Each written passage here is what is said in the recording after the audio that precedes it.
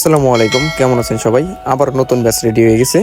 এটা আবার বিক্রির জন্য কালকে সকাল থেকে এটা বিক্রি হবে। আপনাদের যাদের 27 দিন 28 দিনে বয়সে কোয়েল পাখি লাগবে, যে কোনো বয়সে কোয়েল পাখি দেওয়া আছে, কিন্তু এই ফেব্রুয়ারি মাস পর্যন্ত জিরো বাচ্চাটা বুকিং করা, ওই শুধু 27 দিন 28 দিনের বাচ্চাটা এখন বিক্রি করা হইতেছে। তাছাড়া এই যে ফেব্রুয়ারি মাসের পরে আপনারা যে কোনো বয়সে পাখি আবার নিতে পারবেন, আমাদের কাছ থেকে অ্যাভারেজে নিতে পারবেন। শুধু পুরুষ পাখি নিয়েও ব্যবসা করতে পারবেন, মহিলা পাখি নিয়েও ব্যবসা করতে পারবেন। আর বর্তমানে কিন্তু ঠান্ডার জনিত সমস্যা অনেক জায়গায় হইতেছে। তো ঠান্ডায় থেকে কিন্তু কোয়েল পাখি শুধু ভাইরাসটা ছড়াই ঠান্ডায় থেকে নানান প্রকারের রোগ বিধি হয়ে যায়, রানীক্ষেত হয়ে যায়, বাপফুর হয়ে যায়। তো প্রত্যেক মাসে অন্তত পক্ষে একবার করে ঠান্ডার ডোজ করাইবেন।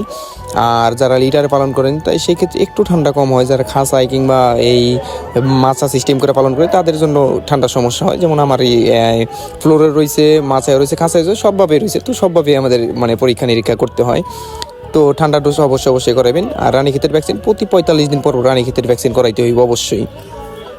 আর রানীক্ষেতের ভ্যাকসিন কীভাবে করানো হয় আমি আর এই চ্যানেলে ভিডিও দেওয়া আছে, আপনারা চাইলে দেখতে পারেন।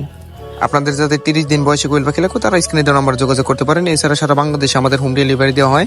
খামারে এসে নিজেরা দেখে শুনে নিয়ে যেতে পারবেন।